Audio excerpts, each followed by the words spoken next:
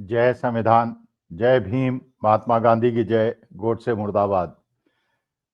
देखिए, हम लोग मैनेजमेंट साइंस में हमेशा एक चीज का उपयोग करते हैं और आप लोग भी करते हैं, सब लोग करते हैं, बिना मैनेजमेंट साइंस का अध्ययन किए हुए भी करते हैं। और ये बड़ी नॉर्मल चीज है। जैसे मान लीजिए, मैं जब टीचिंग में था तो बच्चों के माता पिता आते थे, एमबीए स्टूडेंट्स के माता पिता आते थे, मुझसे कहते थे, और बच्चे भी बहुत आते थे, बड़े कंफ्यूज माइंड में रहते थे कि फर्स्ट ईयर में तो देखिए जनरल टाइप की पढ़ाई होती है और सेकेंड ईयर में आपको स्पेशलाइजेशन चुनना होता है। फाइनेंस चुनूं या मार्केटिंग चुनूं या एचआर चुनूं, क्या करूं क्या ना करूं। तो सर ये बता दीजिए, जो बेस्ट सब्जेक्ट है वो मुझे बता दीजिए। अब बड़ा क्योंकि उम्र का तकाजा था, शायद अपनी जवानी में मैं भी ऐसी ही रहा हूंगा। तो इस प्रश्न का जवाब मैं केवल ये देता था कि बेटा, अगर मान लो ये बिल्कुल निश्चित होता कि फाइनेंस बहुत अच्छा सब्जेक्ट है और हर आदमी फाइनेंस में पैसा बना सकता है और नौकरियां बड़ी अच्छी मिल सकती हैं, तो हर बच्चा फाइनेंस ले लेता। तो फाइनेंस में बहुत ज्यादा भीड़ हो जाती, सप्लाई क्रिएट हो जाती, और जब बहुत ज्यादा भीड़ हो जाती, सप्लाई क्रिएट हो जाती, तो इकोनॉमिक्स का जो सिद्धांत है कि सप्लाई अगर बहुत ज्यादा होगी, डिमांड नहीं होगी, तो दाम अपने आप कम हो जाएंगे। और मार्केटिंग अगर इतना खराब होगा और उसमें कोई भी नहीं जाएगा, तो उसमें डिमांड क्रिएट हो जाएगी और इनकम और तनख्वाहें अपने आप बढ़ जाएंगी। तो इसलिए अपने बच्चों को हमेशा मैंने समझाया, उनके माता पिता को हमेशा समझाया कि अपनी स्ट्रेंथ देखो, बच्चे की स्ट्रेंथ देखो, बच्चे की वीकनेस देखो। अच्छा, जो स्टूडेंट है उसकी स्ट्रेंथ और वीकनेस टीचर से ज्यादा उसके माता पिता जानते हैं। आपके घर में 4 बच्चे हैं, चारों बच्चों के गुण दोष अलग हैं, सबकी स्ट्रेंथ अलग है। और ये केवल अगर आपने अपने को पहचान लिया, अपने व्यक्तित्व को पहचान लिया, अपने स्ट्रेंथ और वीकनेस को पहचान लिया, और जो जॉब आपने चुना, अगर उस जॉब में आपकी स्ट्रेंथ कोलैबोरेट करती है, उसके अंदर तारतम्य बैठता है, तो आप जीवन में सफल हो जाएंगे, और नहीं बैठता तो आप सफल नहीं होंगे। तो अपनी स्ट्रेंथ और वीकनेस को पहचानो, अपॉर्चुनिटीज और थ्रेट्स को देखो, क्या क्या एनवायरनमेंट में चेंज हो रहे हैं, क्या क्या अपॉर्चुनिटीज आने वाली हैं, क्या क्या थ्रेट्स आने वाले हैं, आपके स्ट्रेंथ क्या है, आपके वीकनेस क्या है, और उसको कोरिलेट करके देखो कि जो भविष्य में होने वाला है और भविष्य में जिस प्रकार की विधाएं प्रचलित होने वाली हैं और जो चीजें आउटडेटेड होने वाली हैं, उसको अपने हिसाब से कैसे आप एडजस्ट करते हैं या अपने व्यक्तित्व में उसको लेके आते हैं, जिससे आप जीवन में सफल होते हैं। यही जीवन का मेन सिद्धांत है। अब मुद्दा यह है कि जैसे कहा जाए कि इन्वेस्टमेंट कहाँ किया जाए, सबसे ज्यादा इन्वेस्टमेंट कहाँ किया जाए, प्रॉपर्टी में किया जाए, सोने में किया जाए, चांदी में किया जाए, शेयर्स में किया जाए। तो मैंने अपने स्टूडेंट्स को हमेशा बताया कि अगर आप अपने ऊपर इन्वेस्टमेंट करें और सही जगह इन्वेस्टमेंट करें और अपने व्यक्तित्व को निखारने में इन्वेस्टमेंट करें और वो चीजें, वो ट्रेड्स अपने अंदर डेवलप कर लें जो आपको जीवन में सफल बनाएंगे, तो आप इतना पैसा कमाएंगे जिसकी आप कल्पना नहीं कर सकते। बल्कि मजाक में उनसे कहता था, मैंने कहा 2 साल का एमबीए का कोर्स है, अगर तुमने केवल एक चीज का अध्ययन कर लिया और रिसर्च करके और मेहनत करके और तपस्या करके कर लिया कि सोने के दाम बढ़ने वाले हैं कि गिरने वाले हैं, चांदी के दाम बढ़ने वाले हैं कि गिरने वाले हैं, शेयर्स के दाम बढ़ने वाले हैं कि गिरने वाले हैं, अगर केवल यही विधा तुमने सीख ली तो अरबपति बन जाओगे, किसी की नौकरी करने की आवश्यकता नहीं होगी। क्योंकि सब्जेक्ट है, डिफिकल्ट है, बहुत तपस्या की आवश्यकता है, लेकिन लोगों ने इसमें सफलता है, ये हुनर हासिल किया है। और अगर आपके अंदर वो ट्रेट है, अगर आपके अंदर व्यक्तित्व के अंदर वो ट्रेट है कि आप उसको डेवलप करके इस फील्ड में पैसा कमा सकते हो, तो आप भी वॉरेन बफेट बन सकते हो, आप भी राकेश झुनझुनवाला बन सकते हो, आप भी इस टाइप के जो इन्वेस्टमेंट बैंकर्स है वो बन सकते हो और अरबों करोड़ों कमा सकते हो। अपनी स्ट्रेंथ और वीकनेस को समझना। देखिए, मेरे ख्याल से जो मुझे लगता है, अब ये तो मैंने बताया जो पृष्ठभूमि, अब असली मुद्दे पे आते हैं कि भारत ने पिछले 11 साल में गलती क्या की है और पंडित जवाहरलाल नेहरू ने और इंदिरा गांधी ने, राजीव गांधी ने क्या सही काम किया था जिससे भारत को हमेशा फायदा हुआ। देखिए, पंडित जवाहरलाल नेहरू को यह पता था, इंदिरा जी को यह पता, कोई भी देश उसको इग्नोर इसलिए नहीं कर सकता कि हमारे देश की जनसंख्या 142 करोड़ है, बड़ा देश है। और आज के तारीख में हम चाहे अन्न उत्पादन हो, चाहे दुग्ध उत्पादन हो, या फल का उत्पादन हो, इसमें एक इतनी ज्यादा बड़ी शक्ति बन गए हैं, या तो नंबर 1 पे है, नंबर 2 पे है, या 3 पे है पूरे विश्व में, क्योंकि उपजाऊ भूमि है और बड़े मेहनती लोग हैं। फिर हमारी जनसंख्या बढ़ रही है, बाकी देशों की जनसंख्या घट रही है या स्थिर है। अब बढ़ती हुई जनसंख्या, उपजाऊ देश, तो हम कंजम्पशन इकोनॉमी के नाम से जाने जाते हैं। तो कंजम्पशन जहां पे है, जहां खरीदारी है, वही तो विश्व के विकसित देशों के लिए एक आकर्षण का केंद्र है। क्योंकि जापान में या यूरोप में या अमेरिका में अगर बात हो कि साहब वो मेट्रो बनानी है, तो मेट्रो तो करीब करीब हर जगह उनके है ही, और पॉपुलेशन कम है। कारें बनानी है, पॉपुलेशन वही है, कारों की जो खरीद है वो बहुत ज्यादा कैसे बढ़ेगी, जब जिनके पास भी पैसा है उनके पास एक एक दो दो तीन तीन कारें हैं। तो कंजम्पशन बहुत ज्यादा नहीं, लेकिन हमारे देश में इतनी बड़ी पॉपुलेशन ऐसी है जिसके पास ना कार है, ना स्कूटर है, ना बिजली है, ना मकान है, ना खाने को है। तो ऐसी चीजें विश्व में अगर यूरोप को और अमेरिका को अपनी इकोनॉमी चलानी है, या चीन को अपनी इकोनॉमी चलानी है, तो उनको भारत की आवश्यकता है अपने माल को खपाने के लिए। तो हमारी ये स्ट्रेंथ है। हमारी वीकनेस क्या है? एक स्ट्रेंथ है, वही हमारी वीकनेस है। स्ट्रेंथ वीकनेस क्या है कि हमारे देश के अंदर इतना ज्यादा डाइवर्सिटी है जो किसी देश में नहीं है। भाई बाकी सब देशों में करीब करीब एक जैसा रंग रूप है, एक जैसी भाषा है, एक जैसा खान पान है। हमारे देश में बहुत ज्यादा भिन्नता है, हर 100 किलोमीटर में भिन्नता है। तो यहाँ पे ये हमारी स्ट्रेंथ भी है, क्योंकि इतना वेल निट है हम लोग आपस में। और यहाँ पे डिक्टेटरशिप आना बड़ा मुश्किल है, क्योंकि एक डिक्टेटर बनेगा, 10 उसको विरोध करने वाले खड़े हो जाएंगे। इसलिए हमारे डेमोक्रेसी का मॉडल भी बड़ा सफल होने की संभावना है। लेकिन यही वीकनेस है, अगर इसको कमजोर किया जाए, आपस की डाइवर्सिटी को भिड़ाया जाए एक दूसरे से, सवर्णों को दलित ओबीसी से भिड़ाया जाए, हिंदुओं को मुसलमान से भिड़ाया जाए, साउथ को नॉर्थ से भिड़ाया जाए, तो यही स्ट्रेंथ हमारी वीकनेस बन जाती है।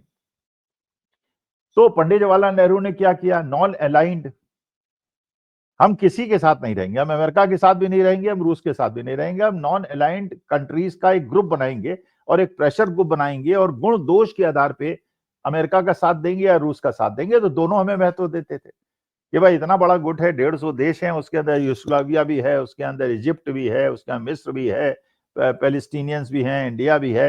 ये नॉन अलाइंड मूवमेंट के देश हैं जो कि इतने पावरफुल हैं, इतना बड़ा गठबंधन है इनका, इनको इग्नोर नहीं कर सकते। तो हमने अपना महत्व कायम रखा। तो पंडित जवाहरलाल नेहरू हो, या लाल बहादुर शास्त्री हो, इंदिरा जी हो, राजीव गांधी हो, अटल बिहारी वाजपेयी हो, सबको इसका फायदा मिला। पिछले 11 साल में हमने क्या किया? यही जो मैनेजमेंट का सिद्धांत था, इसको इग्नोर किया, और हमने अपनी स्ट्रेंथ को वीकनेस में बदल दिया, आपस में भिड़ा भिड़ा के राजनीतिक लाभ के लिए। हिंदू मुसलमान के भिड़ाया, कभी यूजीसी बिल लाए, सवर्ण और दलितों को भिड़ाया, फिर आरएसएस वालों ने कह दिया यूजीसी बिल सही है, मोदी जी और भारतीय जनता पार्टी वाले बिल्कुल चुप बैठे हैं, उस पर कोई बोल नहीं रहे। और इधर सवर्ण भी उद्वेलित है और उधर ओबीसी और दलित भी उद्वेलित है। सुप्रीम कोर्ट से स्टे लगवा दिया, लेकिन अब निर्णय जब आएगा उसके बाद एक नए गुट तो नाराज हो जाएगा, उससे देश को नुकसान होगा। लेकिन अच्छा, एक तो ये किया आपने, फिर 11 साल में आपने दूसरी बड़ी गलती क्या की? भाई अमेरिका भी चाहता था कि भारत उसका मित्र रहे, रूस और चीन भी चाहता था कि भारत उसका मित्र रहे। तो दो त्रिगुट बन गए थे। एक तरफ अमेरिका और नेटो कंट्रीज थे, न्यूजीलैंड ऑस्ट्रेलिया जैसे कंट्रीज थे और नेटो कंट्रीज थे, और दूसरी तरफ ब्रिक कंट्रीज थे, रूस था, चीन था, भारत था, ब्राजील था। अब ये दो ध्रुवों के बीच में भारत को चूज करना था कि इधर रहें या उधर रहें, इधर जाए या उधर जाए। इसमें विशेषता ये थे कि जो ब्रिक कंट्रीज थे वो हमारे पास थे, रशिया हमारे पास था, चाइना हमारे पास था। तो हम लोग आसपास के देश थे, एक अच्छा कॉन्फ़िगरेशन बना के, एक अच्छा कॉन्ग्लोमरेट बना के हम अमेरिका को टक्कर दे सकते थे और अपने महत्व को दिखा सकते थे। और दूसरी तरफ अमेरिका था।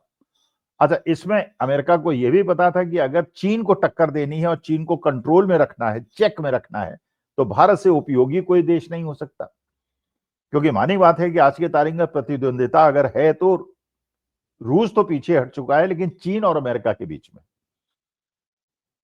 अमेरिका के पास इकोनॉमिक पावर है, उसके पास मिसाइल पावर है, उसके पास युद्ध के जो सामग्री हैं, मॉडर्न टेक्नोलॉजीज हैं, और चीन भी उसमें बहुत ज्यादा पीछे नहीं है। और चीन के पास मैन्युफैक्चरिंग पावर है, उसने पूरे विश्व के अंदर अपने मैन्युफैक्चरिंग सेक्टर को ठोक रखा है।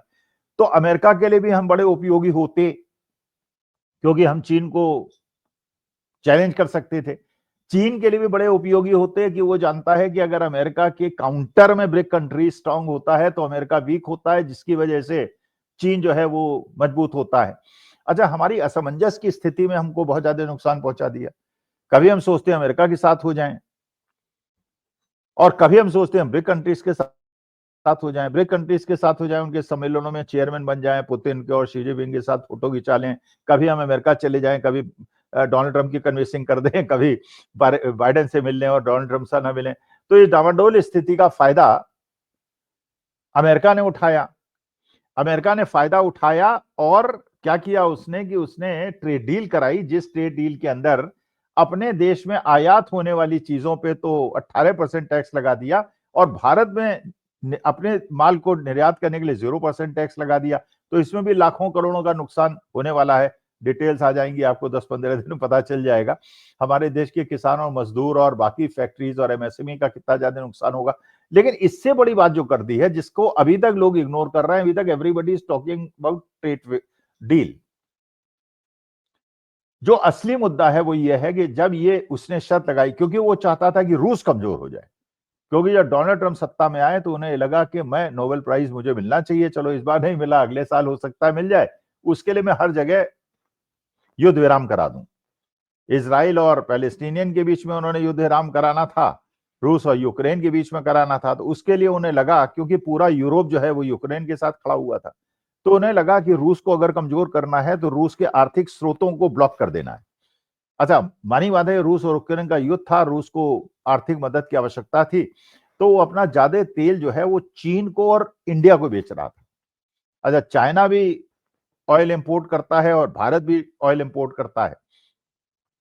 हमारा भी करीब 5 मिलियन बैरल्स पर डे का इंपोर्ट है।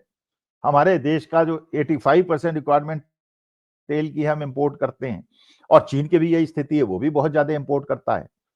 तो और क्योंकि रूस को पैसे और क्योंकि अमेरिका को काउंटर करना चाहता था, भारत और चीन में अपनी तेल की सप्लाई बढ़ा दी, और हमने भी, क्योंकि हमें वहां $10-11 पर बैरल का फायदा हो रहा था, तो हमने बाकी जगहों से तेल की आपूर्ति कम कर दी और रूस से बढ़ा दी।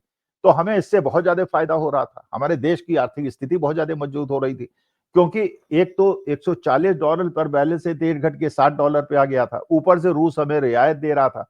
लेकिन भारत सरकार ने चालाकी क्या की, उस पर टैक्सेस बढ़ा दिए, और टैक्सेस के माध्यम से सरकार ने अपनी तिजोरियां भर ली, और हमें जो पहले मनमोहन सिंह के जमाने में $140 पर बैरल का तेल होने पे $60 का तेल मिलता था, अब $60 का होने पे हमें $100 का मिलने लगा। तो सरकार ने अपनी तिजोरियां भर ली, और यहीं पे अमेरिका ने चोट मार दी। अमेरिका के रूस से आप तेल नहीं खरीदेंगे, ईरान से आप तेल नहीं खरीदेंगे, क्योंकि रूस ईरान से हमें तेल सस्ता मिल रहा था, क्योंकि ईरान की भी वही स्थिति थी, उस पर भी सैंक्शन अमेरिका ने लगा रखे थे, वो भी हमें सस्ता तेल दे रहा था, रूस भी हमें सस्ता तेल दे रहा था। रूस और ईरान से जो तेल आता था उसकी ट्रांसपोर्टेशन कॉस्ट भी कम थी। लेकिन अमेरिका ने जब ये कहा कि नहीं, आप तेल नहीं खरीदेंगे, हम 10 सदस्यीय कमेटी बनाएंगे जो निगरानी करेगा, अगर आप तेल खरीदेंगे तो 18% से फिर हम टैक्स 50% कर देंगे, हम उसके दबाव में आ गए।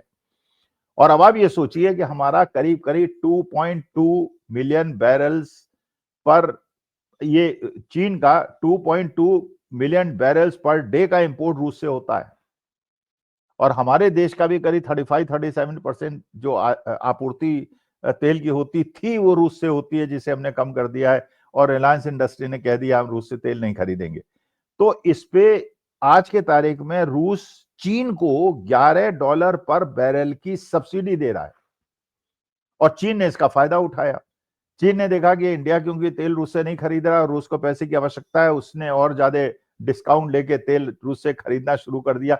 तो एक तो उसकी आर्थिक स्थिति मैन्युफैक्चरिंग की वजह से वैसे ही मजबूत थी, और रूस से सस्ता और ज्यादा सस्ता तेल मिलने से उसकी आर्थिक स्थिति और ज्यादा मजबूत हो गई। और हमें सोचिए कि जहां हमें $10-11 पर बैरल का तेल में डिस्काउंट देता था रूस, अगर वो नहीं मिला और रूस हमारे पास था, तो ट्रांसपोर्टेशन कॉस्ट भी कम होती थी, वेनेजुएला अमेरिका से हमारी ट्रांसपोर्टेशन कॉस्ट भी बढ़ जाएगी, और $10-11 का बेनिफिट भी नहीं मिलेगा।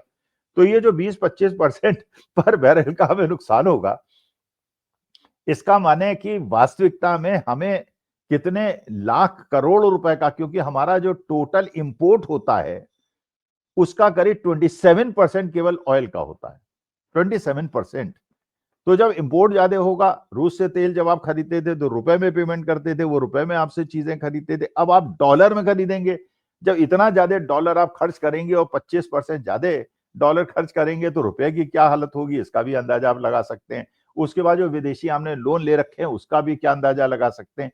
लेकिन चलिए ट्रेड डील के अभी डिटेल्स आ जाए, क्योंकि जब भी आप किसी पैनल पे बात करते हैं भारतीय जनता पार्टी वालों से कि स्पष्ट करके बताओ कि तेल रूस से खरीदोगे या नहीं खरीदोगे, तो वो कन्वीनियंट पतली गली से निकल लेते हैं, कहते हैं जहां से सस्ता मिलेगा खरीदेंगे, क्योंकि ना वो कह सकते हैं रूस से तेल खरीदेंगे, अगर खरीदेंगे तो अमेरिका मुश्किल पैदा कर देगा, और अगर कहेंगे कि नहीं खरीदेंगे तो मानी बात है कि उससे हमें कितने लाख करोड़ का नुकसान होगा, इसका भी अंदाजा लगा। तो इसका मतलब यह है अमेरिका ने हमारी कमजोरी का फायदा उठाने के लिए, हमें दंड देने के लिए और अपने माल को भारत के अंदर खपाने के लिए जो चाल चली ट्रेड डील की और रशियन ऑयल की, इसका फायदा हमारे प्रतिद्वंदी चीन ने उठा लिया। तो वही कहानी है जैसे पहले हुआ कि साहब दो बंदरों की लड़ाई में बिल्ली ने फायदा उठा लिया, एक रोटी का आधा आधा मांगने के चक्कर में एक एक करके सारी रोटी खा गई और बंदरों को कुछ नहीं मिला। वही स्थिति यहां हो रही है कि हमें अमेरिका से भी फायदा नहीं हुआ, नुकसान हुआ, हमारे प्रतिद्वंदी चीन को फायदा हो गया, और रूस भी हमसे नाराज हो गया और उसने चीन से अपनी ऑयल सप्लाई और ज्यादा बढ़ा दी। तो रूस को भी नुकसान नहीं हुआ, चीन को फायदा हो गया, हमें नुकसान हो गया, अमेरिका को फायदा हो गया। तो केवल एक देश जिसे चारों तरफ से नुकसान हो रहा है वो हमारे रणनीतिकारों की वजह से आज के तारीख में मेरी भारत माता को हो रहा है। लेकिन चलिए, वो लोग बड़े लोग हैं, बड़ी बातें हैं। नमस्कार, धन्यवाद और प्रणाम।